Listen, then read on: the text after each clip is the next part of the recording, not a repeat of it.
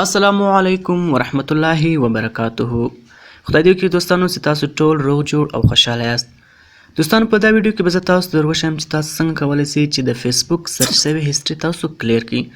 یعنې ګورئ دوستانو که چیرې تاسو یو د خپل ملګري نوم یا تاسو یو کوم پیج سرچ کړی وي هغه ستاسو په سرچ لیست کې موجود وي، نو که تاسو غواړئ چې هغه د سرچ لیست څخه کلیر کړئ، ډیلیټ کړئ، نو تاسو ډېر په اسانه ډیلیټ کولی شئ. نو ویډیو تر اخره پورې وګورئ. کوم ویډیو چې ورې خوښه شوه نو ویډیو درسره لایک کړئ او د دا طرح ویډیوز لپاره زموږ چینل سبسکرایب کړئ، ځکه دوستانو موږ هره ورځ تاسو لپاره د طرح ښایسته ویډیوز په دې چینل کې اپلوډ کوو. نو راځو دوستان د ویډیو طرف ته ویډیو شروع کوو.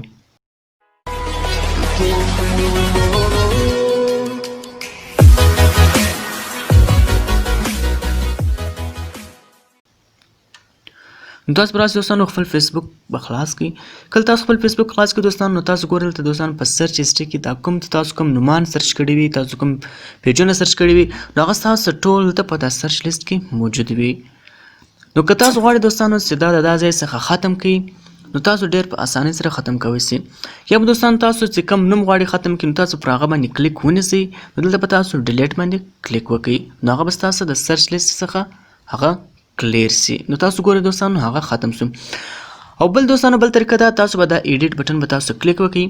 چې کله تاسو په دې کلیک وکړئ دوستانو نو دلته به تاسو پر یو دا کراس نشان د کوم چې کنټنټ نشان په دې به تاسو کلیک کوئ، نو دا تاسو سره ټول کلیر کیږي. یا به تاسو کلیر سرچ باندې کلیک وکړئ دوستانو، نو دا به تاسو ګرده په یو کلیک باندې کلیر کړي.